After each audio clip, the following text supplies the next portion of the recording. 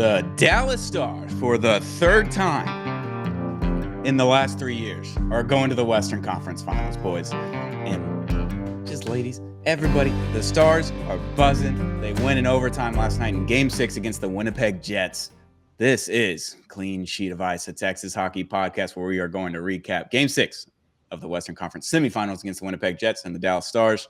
I had a blast last night. Didn't get home till almost midnight after the press. It was impeccable. Had a great time in AAC. It was an emotional day, an emotional night for a lot of reasons, but we're going to get into it on Clean Sheet of Ice, the Texas Hockey Podcast, brought to you by Zing Zang, America's #1 Bloody Mary mix. We love Zing Zang. Going to be celebrating after this podcast with a little bit of Zing Zang, a little Bloody Mary mix, get the Sunday started, Got to do some housework, got to do some chores, all the things, but a Zing Zang Bloody Mary mix will make it better. We love Zing Zang. Zang responsibly. And shout out to Prize Picks. Use code Apollo when you sign up and get up to $100 matched on your first deposit. Prize Picks is a daily fantasy app. It is not sports betting. We love Prize Picks over here. Use code Apollo when you sign up. I'm your host, Stone Straitman, joined always by Dom Garcia. How are we doing, bud? Boy, oh boy. The Dallas Stars, when Mr. Stone Straitman has this pregame ritual that he's been doing, are 4-0. With some very good friends, and you know who you are. It's kind of crazy how that came together because one of them does not live anywhere near Dallas. But hey, if it ain't broke, don't fix it. I don't know what your work schedule is, but we got to make some things happen for our Dallas Stars because they're making it happen. For the third year in a row, they're in the Western Conference Final. A team this deep, making the run again and again and again. It's only a matter of time. You cannot stop them. You can only hope to contain them. And boy, does it feel good to be back in the Western Conference Final. Yeah, the pregame ritual has turned into a lot this postseason for me. It's become quite complicated, if you will. So I'm a big podcast guy. I listen to the podcast when I'm on the road, on the way to the AAC most of the time. And during the playoffs, I was listening to a podcast. We lost Game 1 against Colorado. And I was like, okay, well, I just got to go music for Game 2. So I went strictly music for the whole day, no podcast, didn't catch up. Bill Simmons, Spittin' Chicklets, everybody that I listen to regularly, didn't catch up. No podcast that day, went strictly music. Created a whole playlist. It's a lot of country music. It's summertime vibes, get on the boat kind of vibes, what they play in the locker room for the most part. And did that. They win Game 2 in overtime, Colin Blackwell game. People forget, against Colorado. And I was like, all right. And then I went back and I started to look at what I did throughout the day. Listen to music only, no podcasts. My coffee in the morning came out of my Mississippi State coffee mugs. So strictly Mississippi State coffee mugs on game days. No podcasts. And I did yard work. That day. And then all of a sudden I get a drink with Reagan Huggins on Twitter. He's a great guy. Goes to UT. He's a grad student over there, and he's been spending all of the money that he's been making on these Stars tickets and somehow scrounging his way up here to Dallas every time. But get a pregame drink, Mississippi State coffee mug in the morning, no podcasts, only music and yard work. What are you doing for the Dallas Stars fans? I'm doing my part. That's all I know. So my brother has been coming over here, whether it's the 9 p.m. puck drop or the 7 p.m. or the 3 p.m. He's watched I think at least the last 6 games with me here. I reset my facial hair before every series. Looks like yours is growing in nicely, I might add. Yeah, it's about to come off, but yeah. And then I'm just kind of in my mind thinking like, all right. So I've been running a lot, and when I'm in training camp to fight, I do a lot of swimming. I hate swimming. I can't stand it. It's really hard. That's why I don't like it. Turns out. But the first round, when Mikko hit that hat trick, I did swim. And so all of the overtimes I have also swam. So even if after a tough day at work, I might have to just hit the pool. It's hot outside. It's perfect. You might have to. What are you doing for the Dallas Stars? They can make sure that they get the wins in the playoffs. Man, last night was a doozy. So before we get into the game, just want to give a quick condolences to the Scheifele family and just say how emotional that is and how incredible it was that Mark Scheifele ended up playing in that game. His father passed away in the middle of the night before Game 6, and he got the call that morning from his family or whoever it was, and the whole team found out right after that. So it's already just like, I'm already thinking it's the Brett Favre game after his father passed away on Monday Night Football, where he threw for I don't know how many touchdowns, put the game-winning touchdown late in the fourth quarter, and just an emotional thing to have happened to you. I haven't lost a parent, so I don't know how it feels, but I know it's going to crush people. Like, I don't know how you function after that, let alone play a professional hockey game in the Stanley Cup playoffs. It's incredible that Mark Scheifele did that, and all credit to him. All credit to the Winnipeg Jets for surrounding him with love and just attention and everything that they could do. Just the brothers were there for him. The coaching staff was there for him. Everybody said it in the post-game presser that, I mean, even the coach, Arneal and Lowry, they were both tearing up at the press conference afterwards. Like, that guy means so much to that organization. He means so much to Canada, and just a shitty way to start the day. And when I saw that news, just your heart breaks for the guy. It doesn't matter what team he plays for, and it's just it was a super emotional day. And I was glad I didn't get to watch the broadcast itself, because I knew that would be even harder than just watching it in person and not having any commentary behind it. It's much easier that way because you don't have to think about it as much. You can kind of focus on the game. But during the broadcast, I'm sure it was mentioned thousands of times. Like, it just heartbreaks for the guy. I'm glad he gets to go home and see his family, but it sucks that he doesn't get to play hockey anymore, because I know that's probably just something that would help him out. But he gets to go home and be with his family today. And shout out to Mark Scheifele, man. It's that's super tough, and super proud of the guy. And it's incredible that he was able to just get on the ice, let alone perform at a very high level last night. Yeah, and talking about the warrior he is, like, we're going to get into his goal, but from the puck drop, dude, the guy laid out, I think, like 4 hits in the first 5 minutes of the game. Immediately. Like, yeah. Just when you have that happen and then you have those results, like, you can tell that's emotions, and super tough, man. Really great player. And you're right, the broadcast did do their best to just kind of make light of the situation, because if I'm being honest, like, if that was me, there's no way I could have played. No. Like, stick taps to him. Yeah, I mean, super tough, but game gets underway. The Jets are laying hits. I think the hits were 26 or 15 or 16-5. Like, it was something crazy in the first period, but the first period was controlled by the Dallas Stars. The reason the hits were like that is because the Stars were in the offensive zone the entire time. Like, they had 15-1 scoring chances in the first period. Tyler Seguin had a wide open net, but he had to go around a defender. He didn't know how much room he had to play with. He maybe had 6 more inches to the right. If that 6 more inches happens, he might have scored that first goal. Hellebuck looked shaky. I was like, oh, we're going to score 4 or 5 tonight. Like, it's just going to be kind of easy for us. Hellebuck doesn't look very sharp. The problem is that the Stars shooting wasn't very sharp in the first period. Yeah, I mean, Dadonov woke up and chose violence. He should have scored 6 times in regulation. Yeah.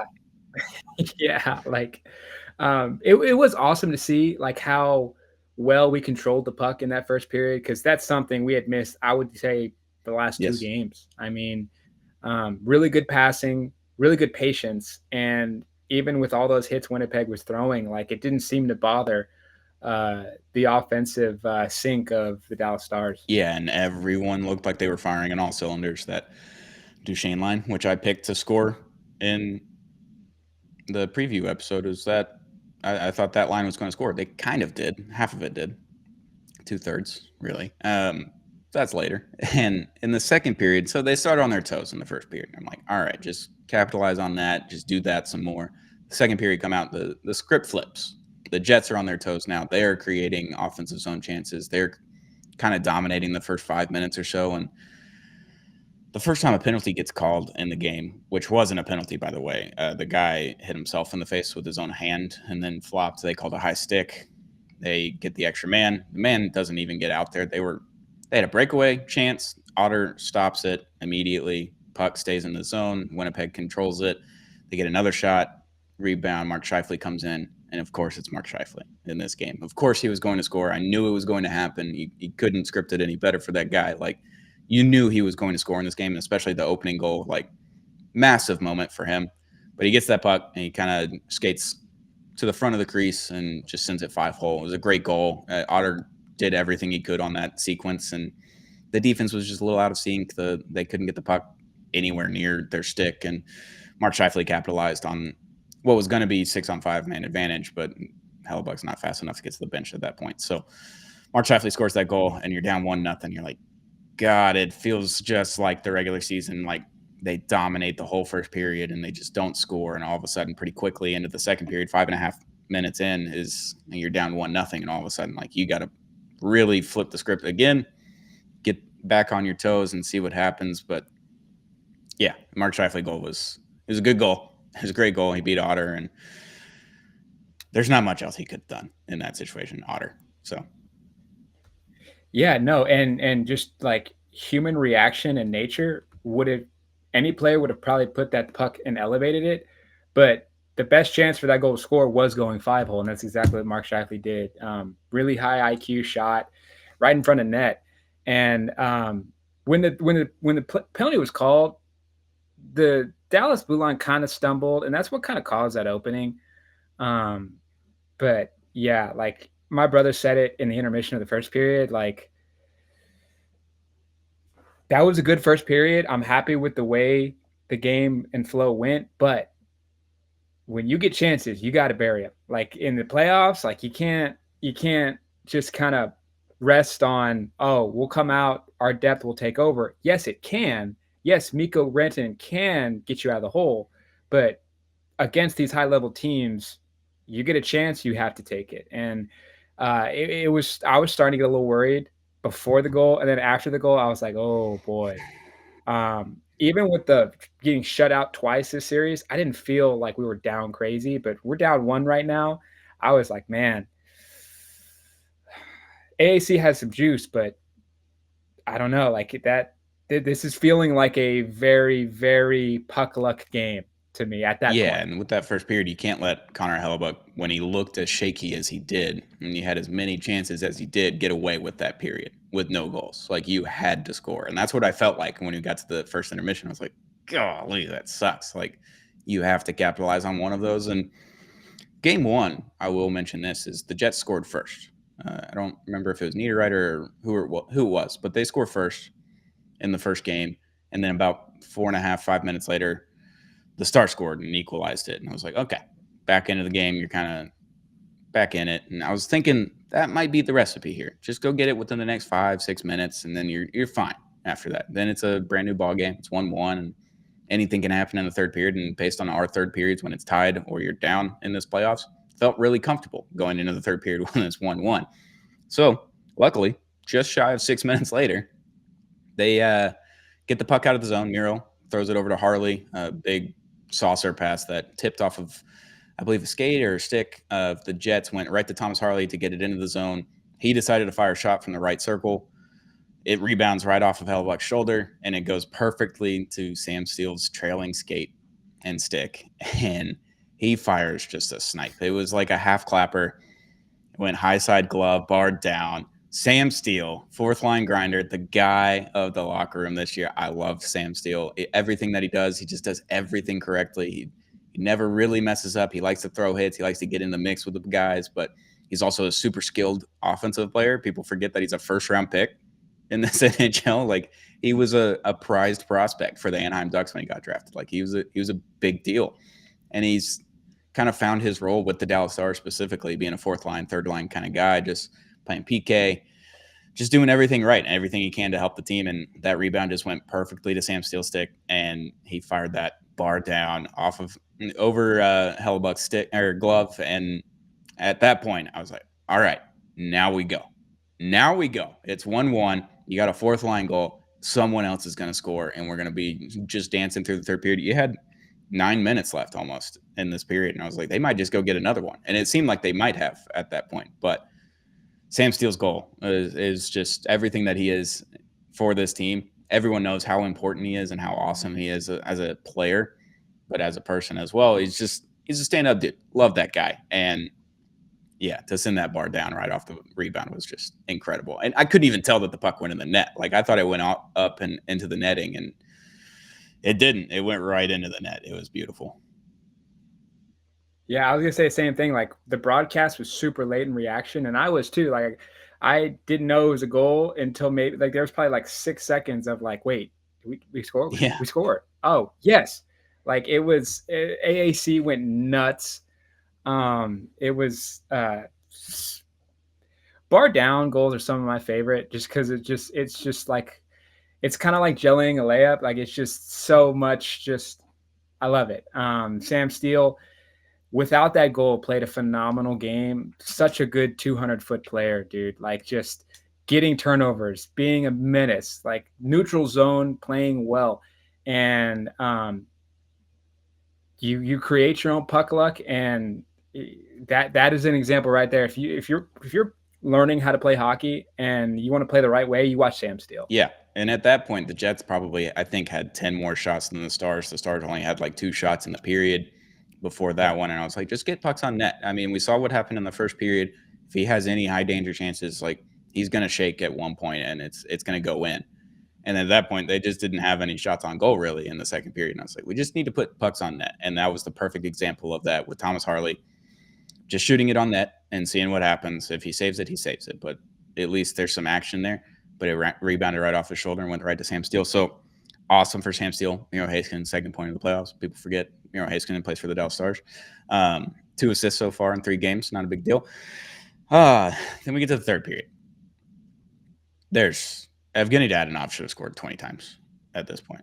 It's just unbelievable how many times he should have scored. The refs were making probably the worst offsides calls I've seen all season. One was with Mush. He's skating in backwards into the zone, but he grabs the puck with both feet on the blue line still. So he's still onside. They blew that one dead. We had basically a 3-on-2 opportunity there with Mush getting it into the zone, and they blew that one dead. They blew another one dead that was clearly onside with Granny, and I was just like, if you're not going to call penalties, because there probably should have been 8, maybe 10 tripping penalties in that game, a handful of hooks, a handful of cross checks. Like there was a lot of things going on that the refs weren't calling. There was no penalties called in the game except for that one right before the Scheifele goal that never ended up in the power play, so it wasn't called. But I was just baffled by the refs at this point. But you can't blame the refs for losing a game or winning a game. Like you have to take everything into your own hands and do it that way. And if the refs aren't going to call anything, then just do whatever you can to score at this point. So the third period was a lot of the same thing. It was like should have been a lot of penalties and should have been a lot of goals for the Stars, and with just random players like Miro Heiskanen had a few, mikkorantanen had a few, Evgeny Dadonov had 6 high danger scoring chances on his own. Sam Steele had one off of the Dadonov one earlier in the game where he wrapped it around Hellebuck and it was still open in between his pads, and Sam almost got that one. But the end of the third period comes, and Sam Steele blocks a pass. I believe it was a pass. Goes back into the neutral zone, and Sam Steele just gets on his horse, and he starts jumping. And it felt like a game against New Jersey, I think in March or February. I can't remember what game, when it was, but it was at home, and Sam Steele does the same thing. He blocks the shot and goes into the neutral zone, and he just takes off and just blows by Dougie Hamilton, which is a great defenseman, by the way. Just blows by him, and he's on his horse, and he just was a silky smooth backhand, top shelf. I thought that's what we were going to get, and there's 15, 16 seconds left in the game. Like, I thought that's how we were going to end the night, with Sam Steele with 2 goals on a breakaway chance, and they called a penalty.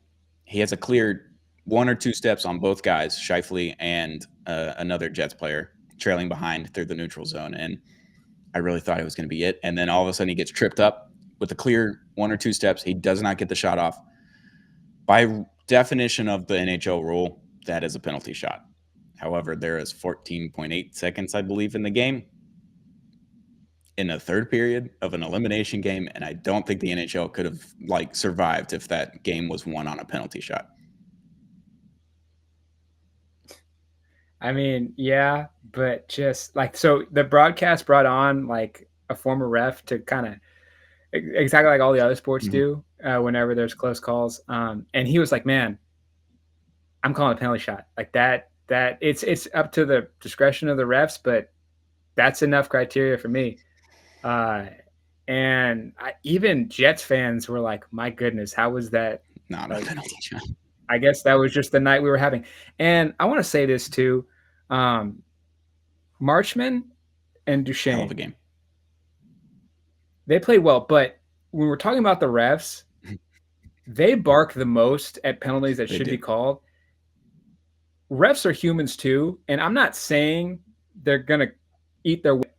When Marchman is bitching at the refs as often he does, if there is a close call, you're probably not going to get it called because you've been bitching at the refs the whole series. Yes. So, but also at the same time with these refs, though, like I looked at it before. So Toronto and Florida are still playing. This Winnipeg Dallas in the second round has had the most penalties of any series in the second round. And to Interesting. not have one, or they had one in overtime, basically, in one game was kind of crazy. Like if you're gonna, I'm not saying, we're all human. I'm not saying we're perfect, but if you're gonna call the game like you have been all series, keep it that way. Like I don't want to see these Rantanen trip ups, and Marchman was hell trying to get a puck. Like just it was bad, man. And this last game, it felt like it was only bad for Dallas. Like we weren't getting away with calls. It was just Winnipeg getting away with calls. I don't know. Maybe I'm crazy. I think we got away with a couple, maybe 4, but Winnipeg got away with 10. Yeah. Maybe more. And if you're going to call 9 penalties in the previous game, I think that because they were calling penalties all series long. Like every team basically had 3 or 4 power plays every game. I think there was 8 or 9 in game 5 alone. Like you think at some point one of them is going to get called, especially in the second period or the first period. Like those can tilt a game for sure, but you still have 50 minutes to play, 40 minutes to play. Like you have plenty of time to get on with the game and still come back and survive a power play or kill off a penalty. You have all those opportunities. And then in the third period, it's like, I get why they swallowed their whistles, and I get why they had to call that a power play and not a penalty shot. Because I went up to Sam before he went into the actual scrum in the locker room. He was sitting in his locker, and I was like, "Hey, do you think that was a penalty shot?" And he goes, "It's a tough time to call it." And then he answered the question to the actual scrum, and he was like, "I'm kind of glad it wasn't a penalty shot. I was pretty tired because he was at the end of a shift. It's the end of the game. He's giving everything he's got." So thought that was funny, but yeah, he gets the penalty. Mark Scheifele ends up going to the box, unfortunately, and power play 1 goes out, and it was Miro Heiskanen in overtime with 1:45 left, I believe, on the power play. And you're sitting there like, if you could just score on this power play, this saves me so much time, so much stress, so much like anxiety. Like I don't have to deal with anything. I'm gonna get a minute 45 to go score. And that first power play unit just could not get into the zone.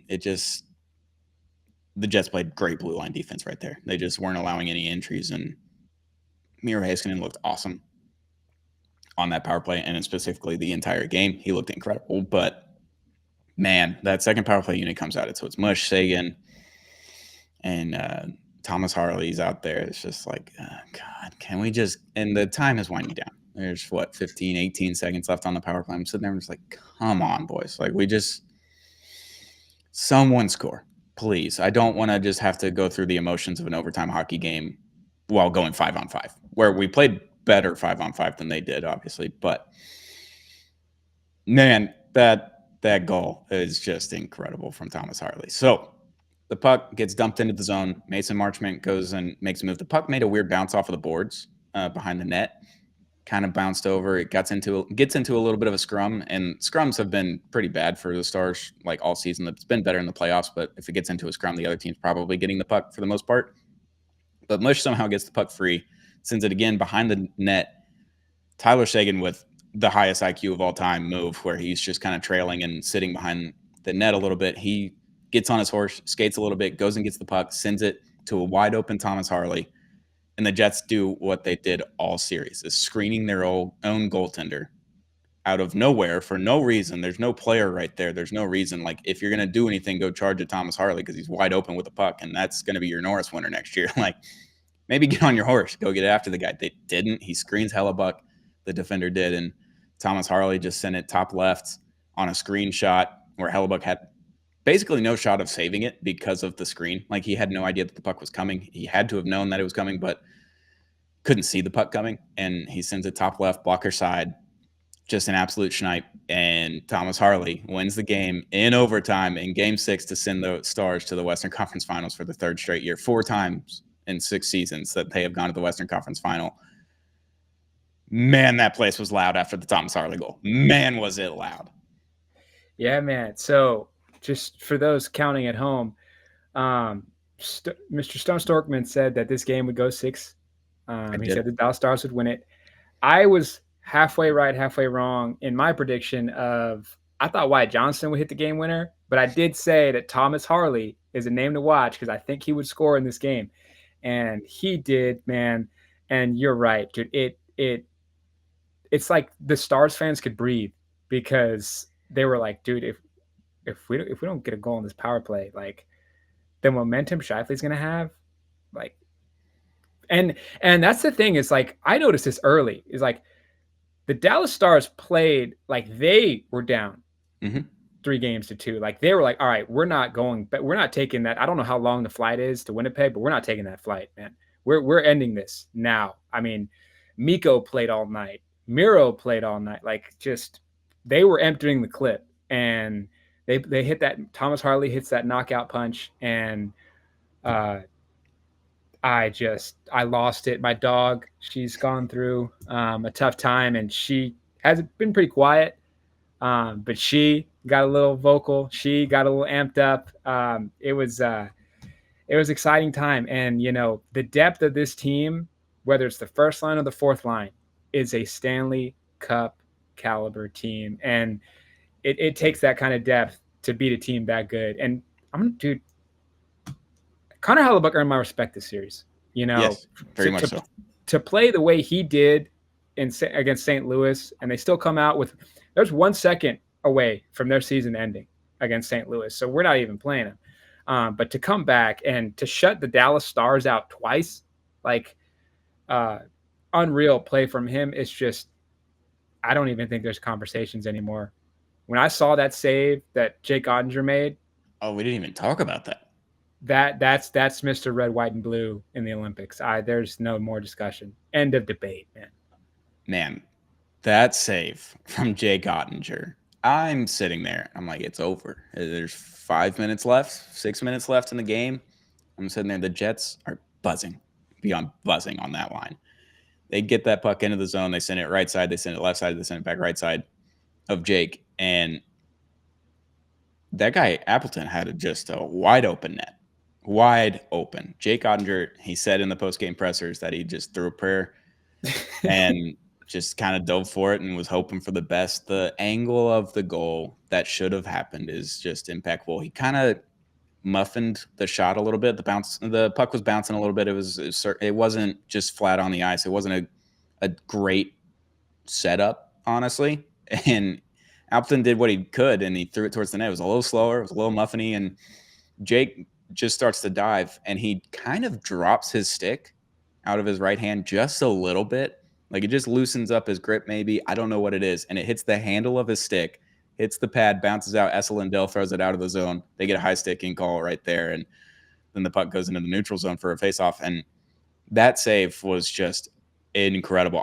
Otter chants were going bananas. The crowd was going crazy. Just like great crowd last night. The Stars chant was incredible. Everyone's singing the anthem too in that anthem. I thought they were just incredible. Like the crowd was going nuts for every awesome Jake save. And that one, I mean, it felt like the Blues regular season game from last year where he just kind of stuck his stick out when he's just standing up with a wide open net. And he's like, fuck it. Let's see if this works. And it did. That's kind of what it felt like, but it also felt like he was just running 100 miles an hour and trying to just do everything he could because he was on all three sides. He went both sides of the net like 3 times, and he just dives for it, and he just gets the handle of his stick, the bottom of it, just barely clips it, and it bounces the right direction instead of into the net, goes off his pad. Esa Lindell gets it out of the zone, and Jake Ottinger just had what a moment for the kid. I mean, I talked to him for morning skate, and he's all smiles and he's just calm, cool, collected. He always is. But the fact that he's a goaltender and he talks to the media at morning skate, pregame, postgame, like he'll just do whatever. He does whatever he wants and whatever he needs. He's not one of those like crazy goaltenders where they don't talk after a loss. He'll talk after a loss. He doesn't care. Like he does all of those things. And just the fact that he's scrambling that much, because you don't see Jake scrambling in the net very often. And he scrambled for that puck, and it was just, if the Stars win the Cup, that's a big if. You're only halfway right now. You got 8 wins. You need 8 more. That DVD of the championship is going to start with that Jake Ottinger save. Oh, absolutely. I mean, just, we've always known how good he is. He's never, like, the metrics will tell you one thing, but the eye test says that, like, there's no, like, if you asked anonymously pulled NHL players, who's the one goalie that you just know you're in for a long ass night, it's like when Jake Ottinger's on his game, like, I can't even go post to post, like, he's gonna beat you with like speed. And this is a guy that's like 6'5". Yep. Like, it should be it's unfair for somebody that big to be that fast. And his blocker was on display, his kick pads were on display. Just phenomenal game from a phenomenal Otter. I will say that Jake told me at morning skate that my playoff beard was coming in nice, that it looked good. So I need that on the record for my wife to hear this. I've already told her multiple times she does not care, but I just need that on the record for everyone else as well. My wife does not like it. Jake liked it. Jake's a handsome guy. I don't know. Maybe I keep it. Who's to say? Who's to say? My wife is. But yeah, I mean, that Jake save was incredible. Thomas Harley, power play goal with time running out on the power play where Miro Heiskanen went out first. Everyone's kind of questioning, like, is Thomas Harley still going to be QB1? They've kind of been alternating the last couple of games. Obviously, Miro didn't really get much time in the game 4 when he came back, but the power play's buzzing. The Stars are buzzing, and we're on to the Western Conference Finals against the Edmonton Oilers for a revenge series of last season in the Western Conference Finals. Can the boys do it this time? They're 2 different teams. Very different, I believe. Like, I was looking at the roster from last year for the Stars. I mean, obviously, I have Chris Tanev, but, like, Yanni Hakanpää's on the roster, didn't play. Nils Lundqvist on the roster, but he's not playing right now. Right. The defense looks a lot different.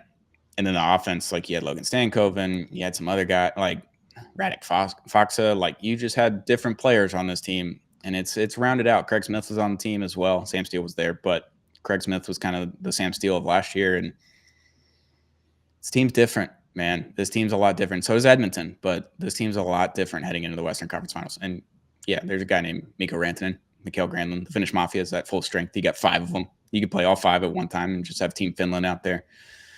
This team's a lot different heading into the Western Conference Finals this year. For the 3rd straight year, this team, I will say, seems so much different on the ice, but as well as in the locker room.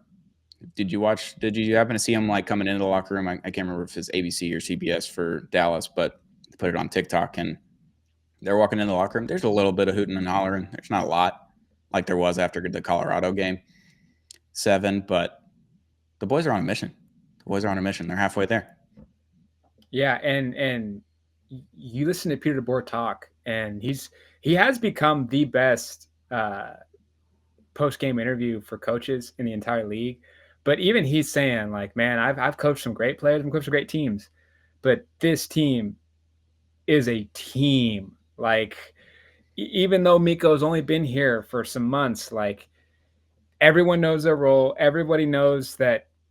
I can't count how many times now the Stars have been down in a game and they make a comeback against the Winnipeg Jets and the Colorado Avalanche, dude.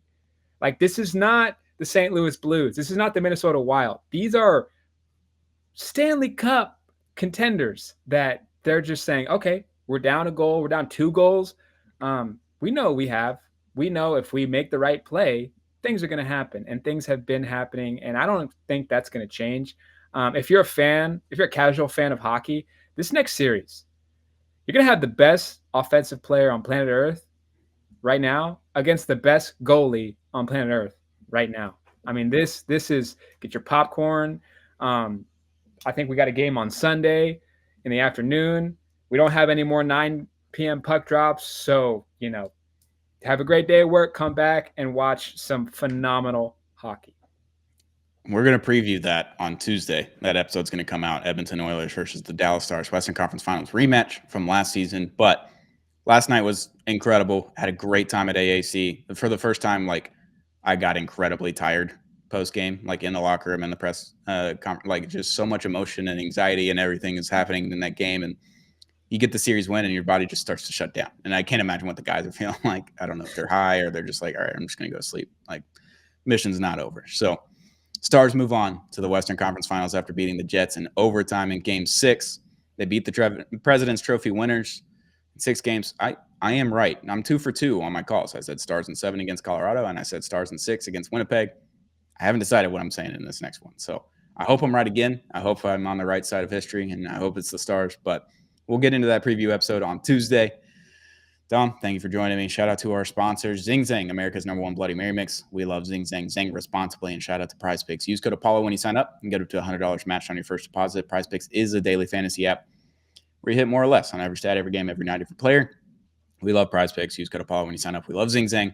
We love the listeners. Hit that subscribe button if you haven't already on our YouTube or any podcast platform that you get, that you listen to. And we get more hockey. We get more hockey, baby. We got at least one more round. There could be 2 more rounds before the summer hits. And the Stars are moving on to the Western Conference Finals against the Edmonton Oilers, which we're about to preview on Tuesday.